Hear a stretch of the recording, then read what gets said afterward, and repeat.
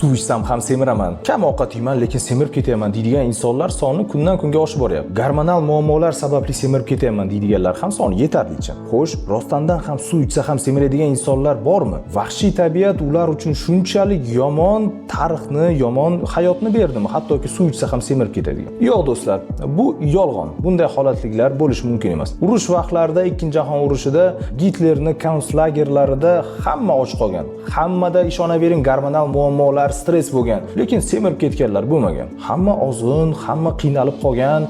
Dokumental filmlarni ko'rishingiz mumkin. Nima uchun hozir bunaqa holatlar ko'payib ketgan? Jiddiy kaloriyalar deydi, ya'ni iste'mol qiladigan kaloriya miqdorimiz balansi har xil bo'ladigan bo'lsa, ko'p bo'lsa semirasiz, kam bo'lsa ariqlaysiz. Xo'p, siz ovqat yemayapsiz, lekin ora-chirada shokolad, ora-chirada perikus, ora-chirada napitiklar, soklar, shirin napitiklar ichib qo'yib, kunlik sizga kerak bo'ladigan kaloriya miqdori qanchalik ko'payib ketganini siz hattoki sezmay ham qolasiz, nazorat ham qila olmaysiz. Oddiy bir Snickersni oladigan bo'lsak, o'rtacha 400 kilokaloriya. Kichkina batonchik yeysiz, hech qanday qorin to'yganini sezmaysiz. Lekin 400 kilokaloriya bu o'rtacha 200 gram yaxshi go'sht. Xo'p, yaxshi go'shtni yesangiz uzoq vaqt to'q yurasiz.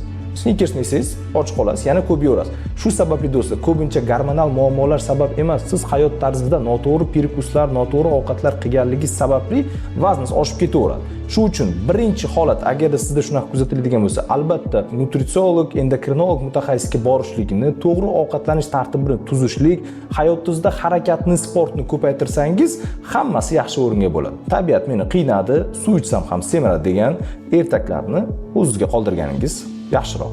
Salomatligingizga bee'tibor bo'lmang. Bu sizni eng qimmat aktivingiz.